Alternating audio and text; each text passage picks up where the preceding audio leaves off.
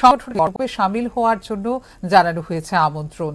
প্রতি বছরের মতো এবারও কাব্যলোকের এই আয়োজনকে কেন্দ্র করে শহরের সংস্কৃতি প্রেমীদের মধ্যে দেখা দিয়েছে ব্যাপক আগ্রহ।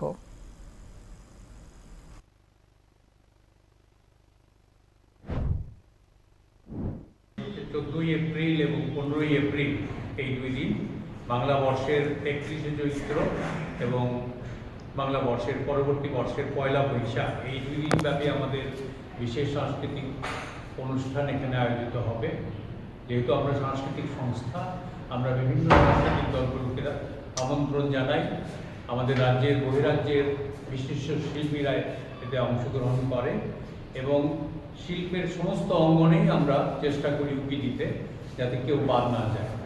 অন্যান্য বারের মতো এবারও আমরা তাই করব এবং এই অনুষ্ঠানের সময়সূচি হলো সন্ধ্যে থেকে আরম্ভ হয়।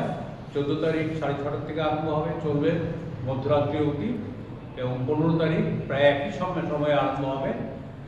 তো 10:30টার মধ্যে আমরা শেষ করতে চেষ্টা করব।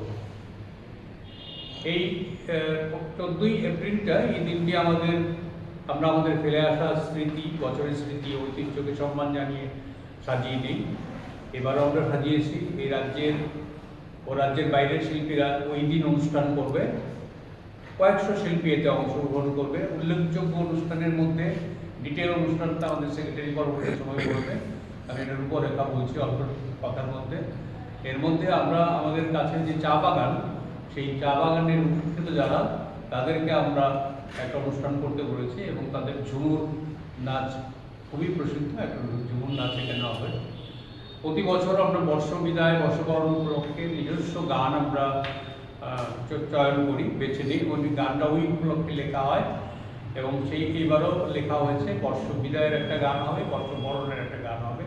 সেই বর্ষবিদায়ের গানকে লিখেছেন, বর্ষবরণের গানকে লিখেছেন সেক্রেটারি আমাদের